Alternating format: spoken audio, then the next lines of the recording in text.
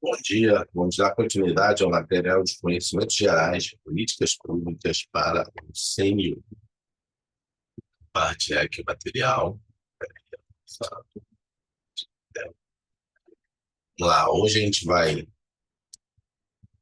revisar alguns pontos, né? Porque a gente já viu isso aqui em direito, diversidade, Estado, políticas públicas, não, administração pública, e agora políticas públicas a gente vai ver Estado, governo, política de justiça restaurativa, a revalorização da família como alvo das políticas públicas, conselhos gestores de políticas públicas denominadas de ações afirmativas, que é a chamada política de cotas, né?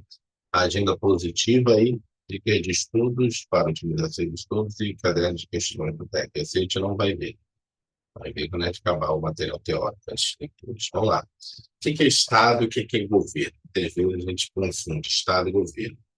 São duas entidades distintas. Vamos lá. Para uma compreensão abrangente de como se processam as políticas públicas, é preciso distinguir Estado e governo. Não confunda. Estado é o conjunto de instituições permanentes que possibilitam a ação do governo. Engloba o território, isso aqui é importante, isso aqui é muito importante. Então, quais são os aspectos, os elementos do Estado? Território, a população e as instituições políticas. Sim, é território, nação, desculpa, território, população, e aí esse termo em instituições políticas também às vezes é colocado como soberania. Você tem que ter soberania, tem que ter reconhecimento de sua soberania, de que ninguém pode invadir aquele Estado. Então você tem o Estado. Por exemplo, nós temos aquela briga que temos lá agora no Oriente. Palestina. Palestina não é um Estado, então eles querem criar um Estado palestino. Mas reparou que ele chama-se Nação Palestina? Nação é um conceito. Você pode ter uma nação, mas você não tem Estado. É bem estranho. Assim, né? Uma nação, mas não tem Estado, é que o Estado ele tem que ter um território, tem que ter uma população que identifique com aquilo, só que você tem que ter soberania, tem que ser reconhecida. A soberania ela é reconhecida. Normalmente, quem dá esse reconhecimento hoje mundial é a Organização das Nações Unidas. Então, se você não tiver essas características, por exemplo, você tem lá na Espanha, você tem lá nações, dentro da própria Espanha. Vai ter o Estado espanhol, país, o Estado. Mas dentro do país tem outras nações. Se em algum momento aquilo ali passar a ter uma soberania, hoje, eles são chamados de comunidades autônomas, têm autonomia, mas não têm soberania. Os estados brasileiros têm autonomia, mas não têm soberania. Só quem tem soberania é o Estado brasileiro como um todo, o Brasil. Então, o que é o Estado? Os elementos do Estado: território, população e soberania, ou instituições políticas, como ele colocou aqui, que pode ter na prova. Ou seja, soberania e instituições políticas. O governo, vamos lá, o que é o governo? É um conjunto de programas e projetos que parte da sociedade configurando uma orientação política. É o órgão, um conjunto de órgãos responsáveis pela administração do Estado em um determinado período de tempo. O governo são as pessoas, né? Ou aquele conjunto de pessoas que estão, naquele momento, exercendo as atividades do Estado. Então, você teve, né? A gente fala muito lá, teve o governo do Michel Temer, governo da Dilma Rousseff, o governo do presidente Bolsonaro, Jair Bolsonaro.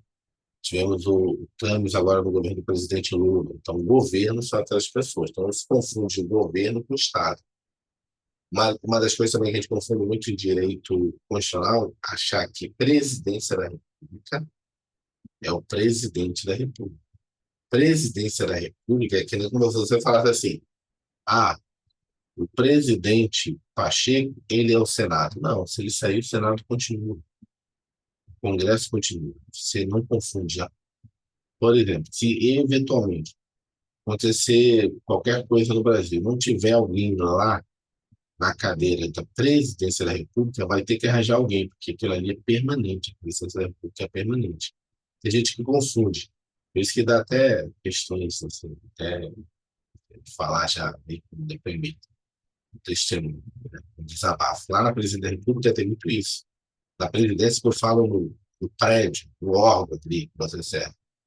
Se você é servidor e está servindo a um governo ali, A pessoa acha que automaticamente você, em tese, está aderindo àquela visão política. Então, na verdade, você é servidor público, você está servindo na instituição ali. É igual você dizer que o comandante da Marinha é a Marinha. Não, ele é o comandante da Marinha naquele momento. Quando ele sair, ainda vai ter outra pessoa para comandar aquela instituição permanente.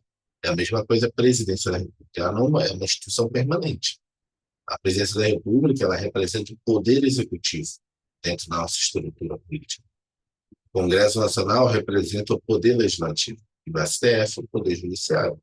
Não se confunde as instituições com as pessoas. Então, elas estão no comando, mas tem um revezamento. Então, Estado, para finalizar, território, população, soberania, estruturas políticas e governo. Um conjunto de pessoas que estão, naquele momento, exercendo a atividade do Estado, exercendo o Estado. Por exemplo, um exemplo para ilustrar essa diferença pode ser o Brasil. O Brasil, o Estado brasileiro é constituído por seu território, que engloba todos os municípios e estados, bem como sua população e suas instituições políticas, como o Legislativo, o Judiciário e o Executivo. O governo é o órgão responsável pela administração e condução do país em um determinado período de tempo, representado por um presidente e seu gabinete de ministros. Assim, enquanto o Estado é uma entidade permanente e abrangente, o governo é transitório, podendo mudar a cada eleição mandato. As políticas públicas são ações, programas e projetos desenvolvidos pelo governo, com o objetivo de promover o bem-estar da sociedade e atender as demandas e necessidades da população. As políticas públicas podem ser implementadas e executadas pelo governo dentro do Estado, visando ao cumprimento de objetivos específicos. Por isso, vocês já perceberam que, às vezes, nos discursos, nos debates, eles falam que a política pública tem que ser de Estado. Por que tem esse discurso, às vezes? Porque o Estado ele é permanente, não a política. Se você fizer uma política do governo, entende-se que quando acabar o governo, a política vai acabar. Então, por isso que alguns discursos falam sempre assim, essa política tem que ser de governo. Porque justamente a pessoa que está fazendo o discurso, essa fala, ela entende que o governo é permanente.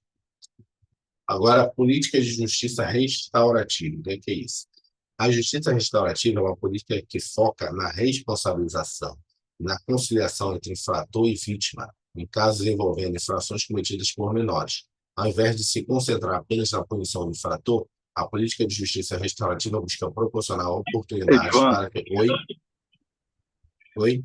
só desculpa voltar um pouquinho atrás, mas Sim. me explica de novo quando as pessoas falam que política tem que ser de governo e não de Estado. Não, tem que ser de Estado. Ah, tá. Tem que ser de Estado. Quando ele fala política de Estado, é que ele quer dizer que tem que ter uma política permanente. O Estado é permanente, os governos são transitórios. Entendeu? No discurso, ele sempre fala, essa política tem que ser uma política de É, Estado, o entendimento foi errado. A política não tem que ser de governo. A tem que política ser de tem que ser de Estado, Estado. porque a Isso. pessoa entende que o Estado é permanente, os governos são transitórios. Governo de esquerda, de direita, presidente tal, presidente cicrano. Então, a política tem que ser de Estado. Nem toda política tem que ser de Estado, né? Assim, as maiores tem que ser. Continuando, o que é essa justiça restaurativa? Justiça restaurativa é uma política pública que foca na responsabilização e na reconciliação entre fator e vítima em casos envolvendo infrações cometidas por menores. Ao invés de se concentrar apenas na punição do infrator, a política de justiça restaurativa busca proporcionar oportunidades para que o infrator compreenda o impacto de suas ações, assuma a responsabilidade por elas e busque reparar o dano causado à vítima e à comunidade. Ou seja, o infrator tem a obrigação moral de aceitar a responsabilidade pelo ato e por atenuar as consequências. Um exemplo de aplicação da justiça restaurativa é o programa de mediação de conflitos em escola. Quando um aluno comete uma infração, em vez de simplesmente aplicar uma punição tradicional, como suspensão ou expulsão, a escola pode adotar a abordagem da justiça restaurativa. Neste caso, o infrator, a vítima e outros interessados são convidados a participar do processo de mediação, onde são encorajados a compartilhar suas perspectivas, expressar suas preocupações, ouvir uns aos outros e trabalhar juntos para encontrar soluções construtivas. Esse processo visa promover a empatia, a responsabilização e o respeito mútuo, contribuindo para a restauração do relacionamento entre as partes envolvidas e para a prevenção de futuros comportamentos problemáticos. Isso aqui está começando no Brasil, né? O CNJ que faz isso, mas começando entre aspas, né? Tentando fazer, aqui no Brasil não tem ainda muita repercussão, mas isso tem muito nos Estados Unidos, não sei se vocês já viram, algumas reportagens, ou até em filmes, que a vítima ela vai lá conversar com o bandido, né?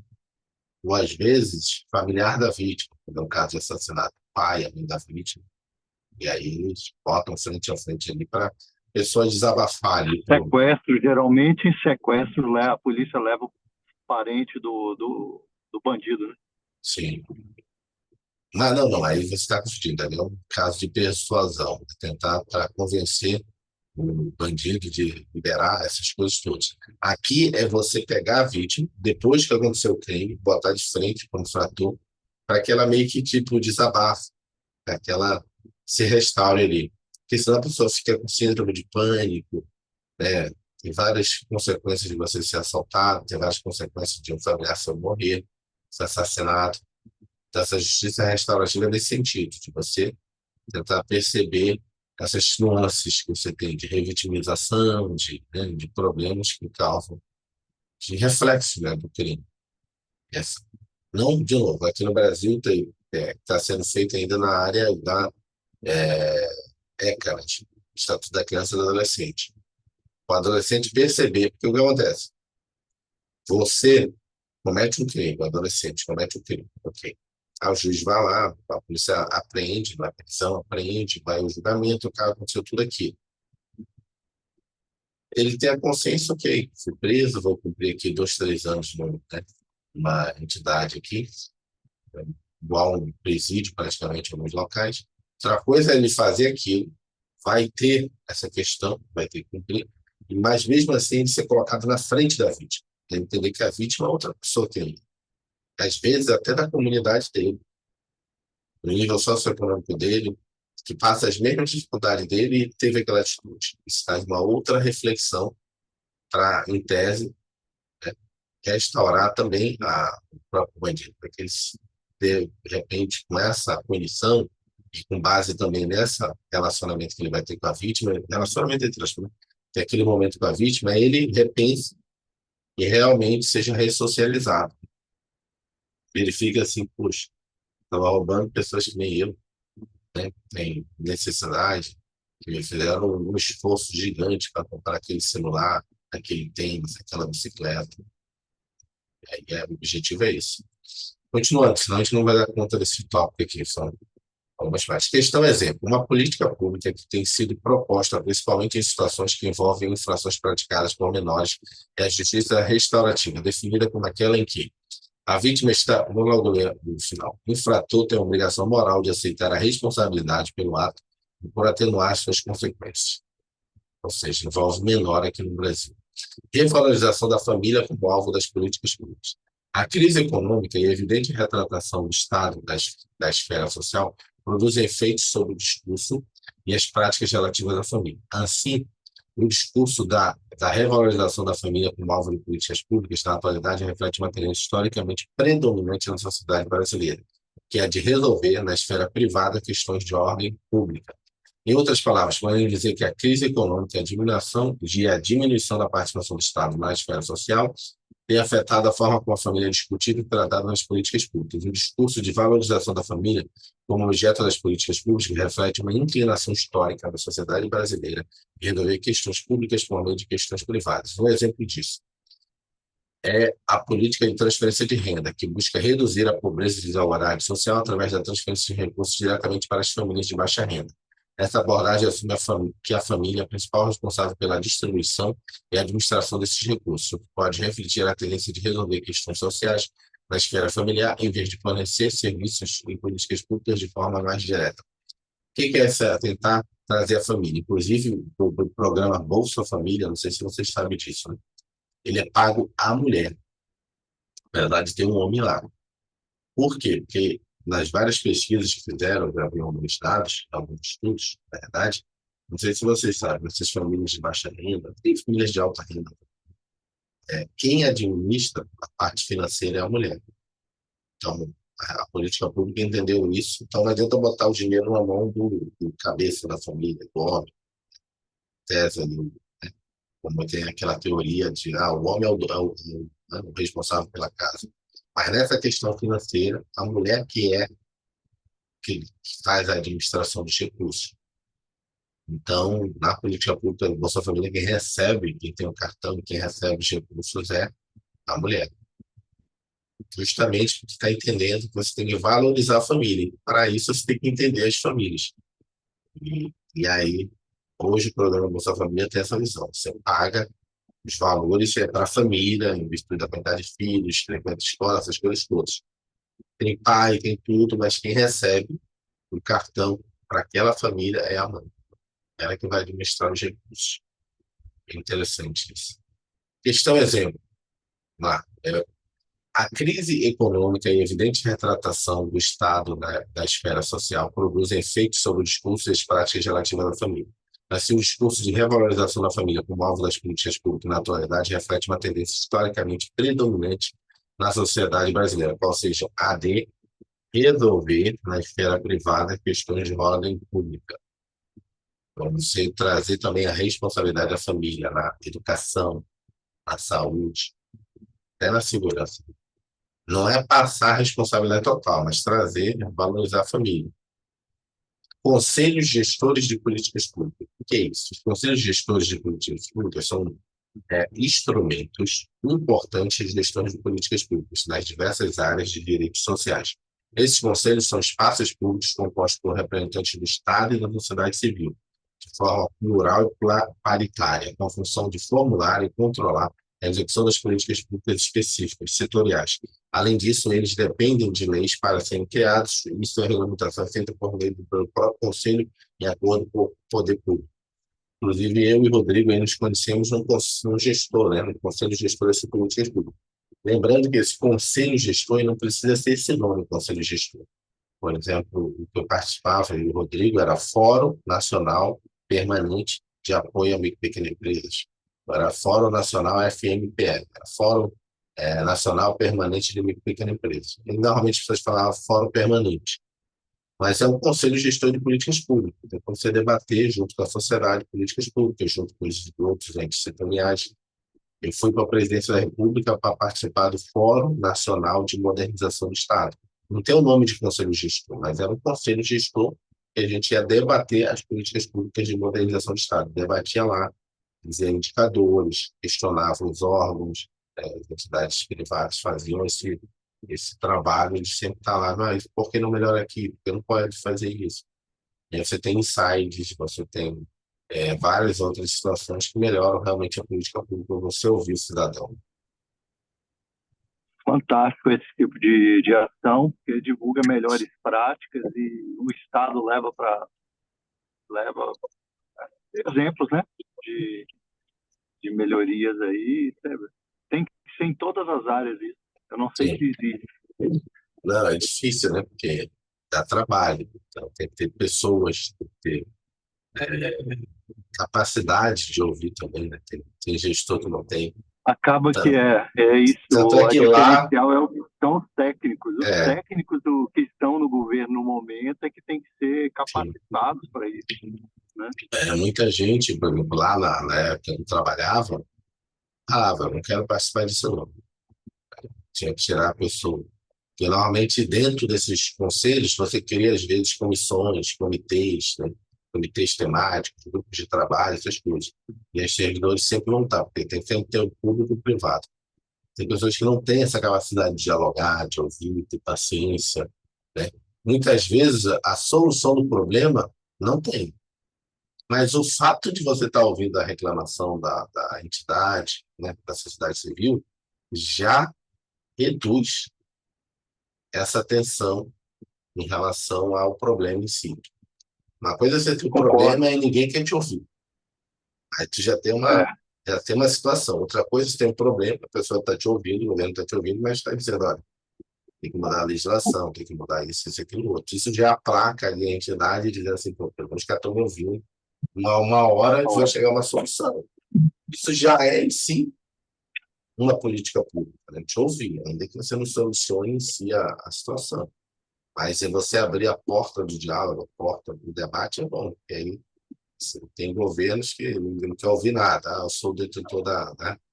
da verdade. E aí traz uma. Ou pode chegar num ponto extremo de, eu conheço o deputado X, vamos chamar o deputado para envolvê-lo, como Ah, aconteceu com o Jorginho, deputado aí sim, das pequenas empresas, e o cara ajudou nesse processo, né? sim, muda a legislação, muda a lei, que às vezes não está na mão do técnico a situação, está na mão do Congresso. E aí tem muito o que fazer naquele problema, mudar a própria lei.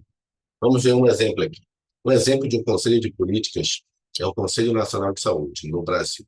O CNS é um órgão colegiado e deliberativo que reúne representantes do governo e da sociedade civil para discutir e propor medidas relacionadas às políticas de saúde no país. Ele é regulamentado pela Lei 8.142 de 1990 e tem como objetivo garantir a participação popular e o controle social no Sistema Único de Saúde.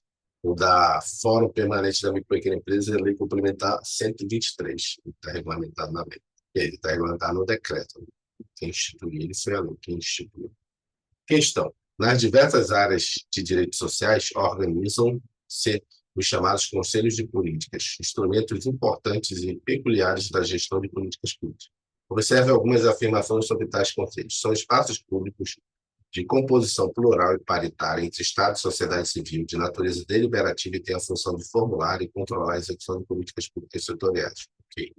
Possui caráter executivo e independe do poder público para ser estruturados? Não, né? Depende. Está errado. São fóruns congregadores de entidades e associações sociais civis que quebram o monopólio estatal? Não, continua o monopólio estatal. Dependem da lei para serem criados. Sua regulamentação é feita pelo respectivo conselho com consonância do poder público. Ok. Normalmente feito por decreto, então seria 1 e 4. Letra C, 1 e 4.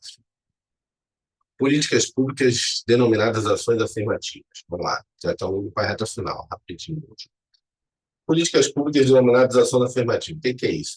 Conhecidas como ações afirmativas. São a política de cotas, né? São implementadas como resposta às circunstâncias sociais que causam opressão e desigualdade para certos grupos de pessoas. Essas políticas visam fornecer oportunidades equitativas para aqueles que enfrentam desvantagens em termos de classe social, gênero e etnia. Exemplo. Um exemplo de política de ações afirmativas é a reserva de vagas em universidades para estudantes de baixa renda. Essa política busca garantir que os indivíduos que enfrentam desvantagens socioeconômicas tenham igualdade de oportunidades no acesso à educação superior. Dessa forma, a política procura diminuir as desigualdades existentes na sociedade, fornecendo um balizamento nas oportunidades educacionais para aqueles que normalmente seriam excluídos devido às suas condições socioeconômicas. As perguntas que caem sobre políticas de cotas, elas são constitucionais? Primeira coisa, sim. Elas, é, elas têm que ser permanentes? Não. Ser transitórios, que é só para equalizar a sociedade. Se você pegar qualquer legislação, lei de políticas de cotas ou de ações afirmativas, elas têm prazos. Por exemplo, a de concurso público, ela foi renovada por mais de 10 anos. Acho que das universidades também agora há mais de 10 anos. Então, elas têm prazo. Que é a partir do momento em que você chegou a um equilíbrio, uma equidade, aí você não faz sentido. Aí, senão você vai criar uma desvantagem, né, ou uma vantagem para aquele grupo social. Você está querendo tirar a desvantagem. Vai chegar um momento que vai Eu ficar equitativo. Como? vou pleitear, vou pleitear uma política de cota nova para 50 mais, Acho que 50 mais. tem. Acho que vai ter, não sei. Mas tem, assim, se você, se Tem você sabe não, disso. tem não, Você não tem sei se não. você, não tem. Estamos no Aqui. limbo, cara, no Não, limbo, assim. não, mas não, 50 não, 60 tem. Por exemplo, aqui no Tô DF, falando 50, tô ah, falando não. 50. 50 é o que ninguém vê. Não, Ninguém mas, vê. não, mas em 50 não tem, mas 60 aqui no DF, não sei se você sabe, aqui tem, esqueci agora o nome, me esqueci o Os nome do 60 programa. tem o Estatuto do Idoso que fala em 60, mas eu Não, tô mas falando dos aí, 50 mesmo, ali, que é mas, a nova atualidade de hoje, geral, sim, que está sim, aumentando esse público, um público que não tem olhar de ninguém, não, muito menos do governo, dos não, governos. não, me esqueci agora o nome do programa, mas tem aqui na universidade aqui pública de Brasília, a UNB, tem vestibular exclusivo para quem tem mais de 60 anos, não sei se 50 entra. Exclusivo, não Não, pode participar 60 ninguém. ok. 60 eu vi, mas Não, esse é o não, ponto que me chamou a atenção. Falei, não. vou me candidatar a vereador com essa bandeira, porque vai crescer esse público ainda mais. Eu acho que vai Mas crescer de acontece que a 60. média de vida está aumentando, não É, está diminuindo. sim. Então, 50 sim, vai ser normal, não vai é, ser velho mais. é, Não é o- nem isso, mas é por causa, por exemplo, no mercado de trabalho, é totalmente restrito. A partir dos 45 já é restrito. Não tem, esse público não entra em nada. Então, aí, por exemplo, como tem tantas leis de cota, por exemplo, para concurso, por que não dá entendi. chance no mercado de trabalho para esse público de 50 a mais, por exemplo? Eu estou falando 50 porque é um número que marca, né? Mas Uhum. pode ser 45, mas eu acho que 50 a mais caberia. É, tem que pensar como é que seria isso. Vamos uma questão aqui para essa situação. Circunstâncias sociais que oprimem determinados grupos humanos levam à definição de políticas públicas denominadas ações afirmativas, que supõem, qual é a gabarito, letra B, supõe o quê? Garantia de balizamento das oportunidades para que os que têm a sua existência marcada por desigualdades, como as de classe, gênero e etnia. Letra B. Vamos finalizar hoje. Aqui, finalizar aqui. Agenda positiva. O que é agenda positiva? A expressão agenda positiva se refere a um conjunto de ações e propostas prioritárias desenvolvidas pelo poder público que tem como objetivo o avanço e a melhoria da sociedade. Essa agenda busca implementar medidas que promovam mudanças e melhorias concretas na vida das pessoas.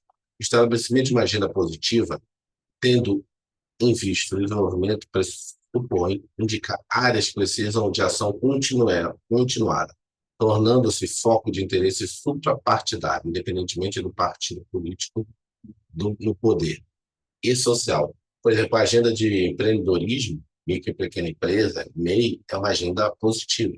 Se for lá no Congresso, você vai ver as legislações aprovadas para essa área de empreendedorismo, MEI, né, que é o microempreendedor digital, você vai ver que lá essa legislação sempre é aprovada por unanimidade, ou seja, ela é suprapartidária.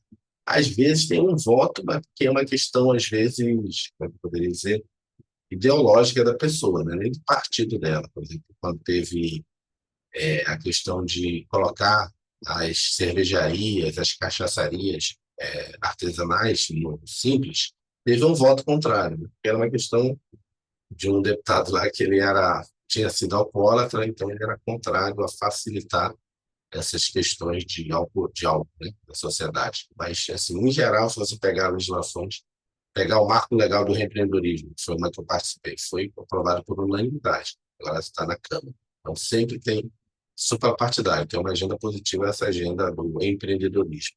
Tecnologia e inovação também. Jovem, às vezes jovens, sempre tem, dependendo também do modelo de político. Um exemplo dessa situação pode ser a área de educação.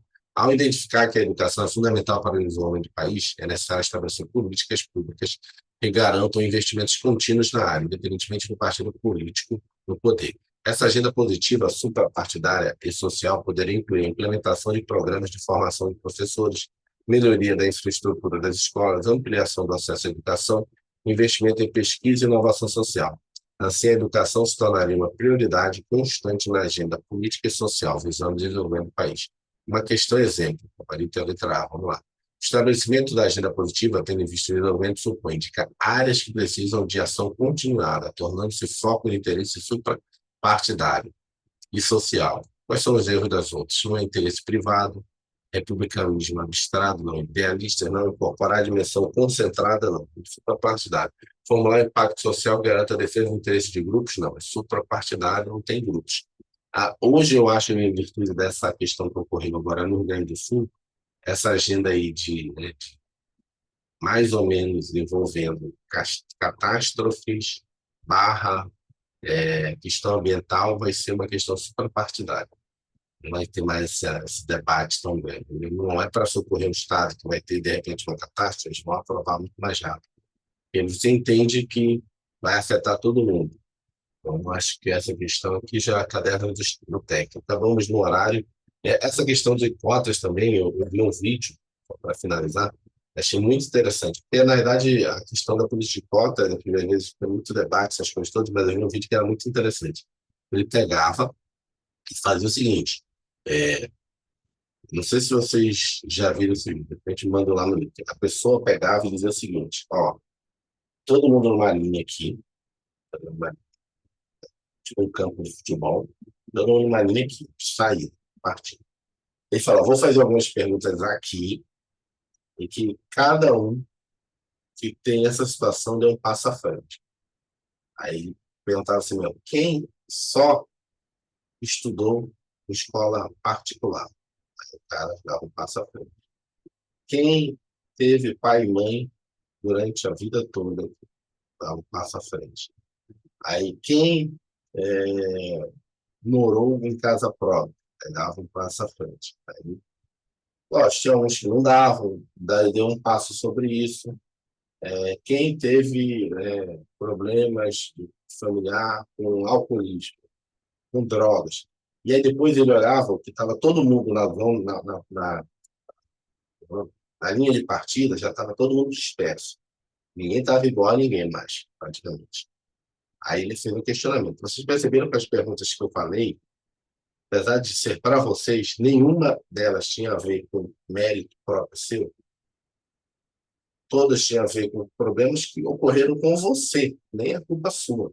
É uma situação que foi colocada ali. Você nasceu numa família, o problema é esse. E tanto o cara que a pergunta boa, porque tinha algumas perguntas que ele falou, quem fez isso deu um passo atrás, tinha uns que era passo atrás, que, tipo, quem teve quem teve problema de alcoolismo na família, passa atrás. Droga, passa atrás. Ou seja, coisas que não é culpa da pessoa, mas que influencia na vida dela, em tese, ali naquele ambiente. Era tipo uma universidade.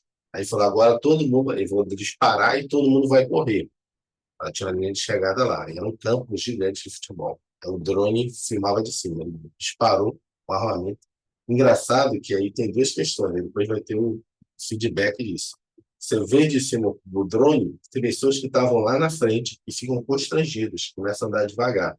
E fala, cara, tudo que eu me fez colocar aqui na frente, nada veio de mérito meu. Tudo foi meus pais, alguma coisa aconteceu comigo que me beneficiou e eu estou bem na frente de todo mundo. E aí a pessoa começa a andar devagar. Tem pessoas que estavam lá atrás, correram muito mais rápido e conseguiram ultrapassar essas pessoas. E aí o cara está tentando mostrar como é que é realmente a vida. E ele chegou lá na linha de chegada, depois todo mundo chegou, e ele também deu mais essa lição, né, dessa dinâmica aí, dizendo, olha, teve gente que ficou constrangido porque estava muito lá na frente e não tinha, assim, mérito nenhum por estar lá na frente. Tudo foi por questão dos seus pais, dos seus familiares, da sociedade, que beneficiou ele.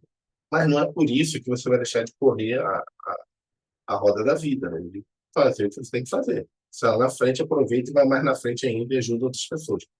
E não é também porque você teve, né, um conjunto de vantagens que não dependeram, que não foi culpa sua ter essas desvantagens, mas porque aleatoriamente você não escolhe a família que vai nascer, que você também vai ficar lá atrás. Você pode fazer um esforço maior e ultrapassar ali na corrida, né? Ver uns caras lá fazendo mais força e acabar ultrapassando. Excelente dinâmica, cara. Excelente. Cara, muito legal. E tu vê lá que depois, né, ele faz todo mundo se abraçar e tal, orar, fazer essas coisas. Então, é um vídeo muito maneiro. Então, você percebe o seguinte: primeiro, se você teve a vantagem, não te desmerece. Mas você tem que entender que você tem que. O seu esforço vai ser normal para chegar na linha de chegada, né? Mas você tem que fazer o que tem que ser feito. Não é desmodecer. Tipo aquele cara que tem todas as oportunidades e acaba se dando mal na vida porque relaxa, porque se acomoda. Sim. E tem aquele cara, tem muito. tem aquele cara que pô, nasceu onde nasceu, cheio de situações, e não faz aquele esforço ali que a gente vê na corrida lá, os negão, um videozinho americano, o negão correndo, irmão, sai passando todo mundo, querem saber. O cara praticamente era para chegar ali, não estava muito lá atrás, chegava no meio, chega quase na primeira parte dos primeiros lugares. Então, é isso também a vida. Então, ele fala. E perceber que essas ações afirmativas, elas não são para favorecer ninguém, para justamente trazer minimamente esse equilíbrio.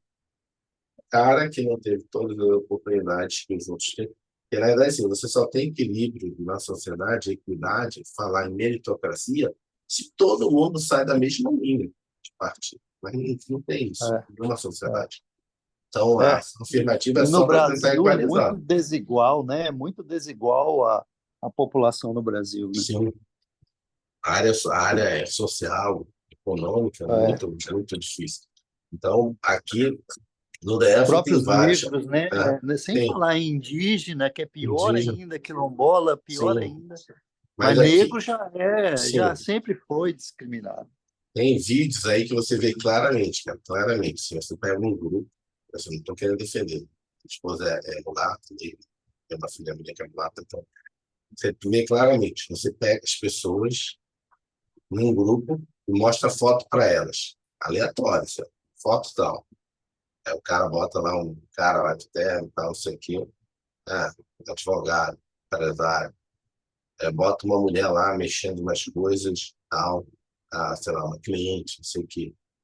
Ninguém está falando nada, só está mostrando as fotos, fazendo que é uma dinâmica de alguma coisa ali de marketing. Ok. Pega essas mesmas fotos, mas é um outro grupo. Mas é a mesma sociedade, outro grupo. Isso no Brasil. Aí bota lá um cara de terno e gravata. Olha assim, não, é segurança. Vai perceber qual é a diferença na foto, é porque o cara é legal. E o cara é advogado. De verdade, o cara é É. advogado. Aí bota uma pessoa ali mexendo e tal, aí olha assim, a vendedora. É a mesma imagem, só que muda a cor da pele. Você vê que assim, a gente não gosta, Imagina. tem pessoas que não gostam de ouvir isso, não existe racismo estrutural.